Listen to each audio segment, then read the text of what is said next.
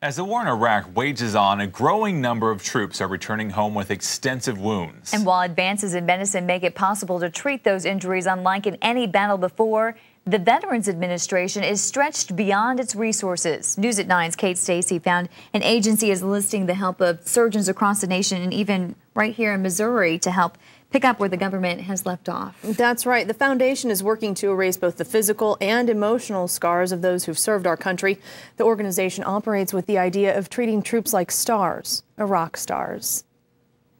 To have a conversation with Staff Sargent Paul McQuigg, you really have to listen. She said they hit my ID. And when you do, he has a life-changing story to tell. I lost 60% of the front of my tongue, 40% of the back of my tongue.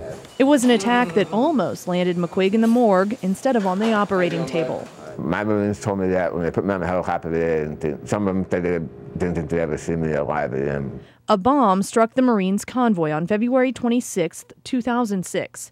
McQuigg suffered the worst of all injuries. A shattered jaw, severe concussion, collapsed lung, and lacerations to the face, mouth, and neck have brought him to more than a dozen operating rooms like this one at Barnes Jewish Hospital in St. Louis. It could be a lot worse. It's something that, you just don't deal with. Support from his father, mother, and young son make each day a little more bearable. But what's really giving McQuigg a shot at his pre-war smile is a newly founded agency, appropriately called IraqStar.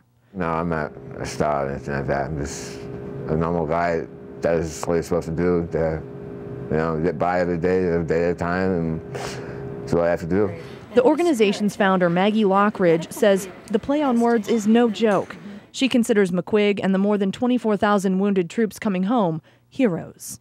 They're just such a great example of America today, and they have so much patriotism in them, and they're soldiers to the core. But behind the badges and battle wounds, they often lack the means to return to the way they looked before they hit the front line. It's the rest of their lives that are involved here. They want to have children, they want to get married, they want to have a normal life, they want to get back into society.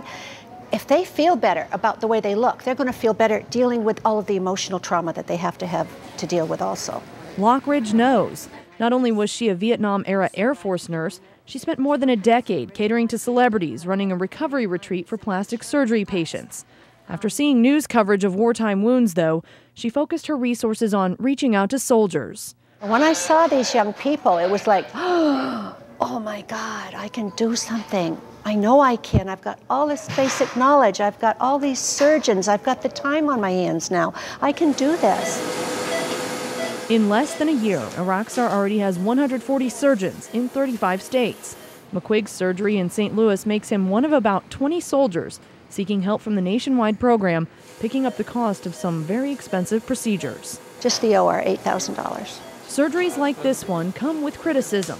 There have been questions as to why IraqStar is soliciting donations for operations that could be paid for by the government. If it's a wound that I think the government's responsible for, we'll let Uncle Sam take care of it. So if they refuse it, fine, we'll pay for it, but we always try. Lockridge looks at her daily work as picking up where the government leaves off. They thought we were saying they weren't doing their business or they weren't doing it right or whatever, and that wasn't the case. It's just that they don't do all the aesthetics. Like the kind of cosmetics that have surgeons taking tissue from McQuigg's thigh to rebuild his tongue, in hopes that he'll speak clearly and swallow whole foods again soon. And while it might not give him the life he wants, I'd be back in Iraq. Even after being injured, no second thoughts? No second thoughts.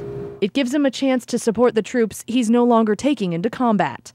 I do miss him. You just never forget where I came from. Staff Sergeant McQuigg says he knows he has a tough battle still ahead of him, and he's hoping that his story might help other soldiers in similar condition. There's people out there that are willing to help more so now than ever before, so it's nice to take advantage of it. But just like McQuigg, other injured soldiers are very proud. It's not macho to be worried about your scar on your face. There's hope that just as troops ask for backup during a military operation, they'll do the same when it comes to medical help. And it's not a sign of weakness. It's actually a sign of being a man and actually saying, hey, this is something that I need. Paul McQuigg's surgery went very well. While doctors thought it would be much less, 60% of his tongue was replaced. He was in St. Louis last week for a follow-up and is speaking better and working on swallowing. He tells me therapy starts next week, and so far things are going great. Oh, that's such good news. It's wonderful to hear. So, Kate, this war has been very divisive in many ways. Has that had any kind of an effect on this IraqStar program? I talked with program founders and doctors about that. The founder tells me that politics are not affecting doctors' will to help. Soldiers say, really, they were just doing their job, and they need this help regardless of their political views on the war. Also, IraqStar is looking for more donations, both of time and money. They need surgeons to do that pro bono work. They need donors to put the money forward because it is very expensive. Also, they're looking for more troops to come forward for these surgeries. They know they're out there. They even talked about Fort Leonard Wood being here in our backyard, and they really want to help those people who need it. You can find all of that information on our website, ozarksfirst.com. And just like the founder said, a lot of people don't want to focus on the aesthetics part, but I mean, it is making a difference. Yes. So, wow. All right, Kate Stacy, thanks for that report.